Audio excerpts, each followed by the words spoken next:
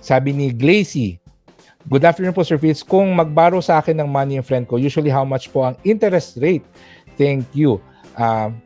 Sa akin, pinapantay ko siya sa usual rate ng mga personal loans.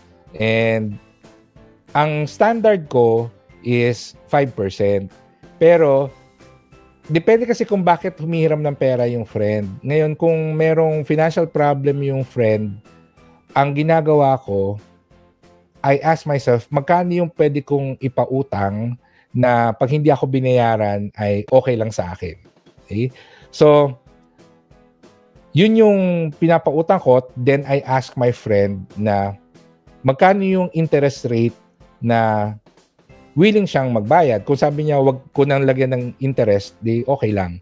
Pag sinabi niya na 10%, di okay. Pag tinanong niya ako na, ikaw magkano ba? Ang standard na sagot ko ay 5%. But hindi ako umaasa na na I will earn that much or na babayaran niya yung interest kasi sometimes after a while sasabihin nila nahirapan sila magbayad, etc. etc. So minsan nababawi ko na lang yung pera na pinahiram ko tapos hindi ko na sila sinisingil ng interest. So depende sa situation.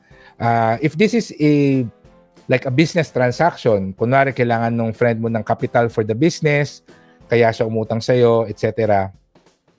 Make sure na merong contract or written agreement. And again, 5% is a starting, but I think it would be a better option to ask your friend magkano yung interest na willing siyang ibigay, no? So start with 5%.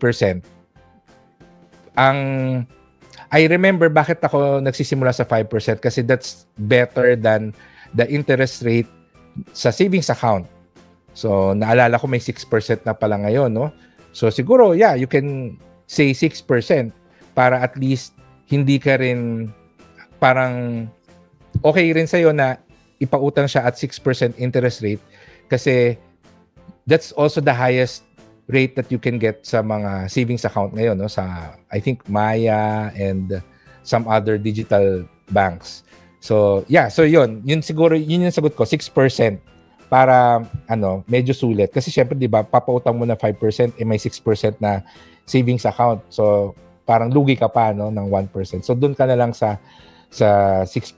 So, depende kung ano yung tolerable sa'yo, especially if you're lending money to a friend, hindi natin alam kung ano yung purpose. So, may mga ibang personal considerations.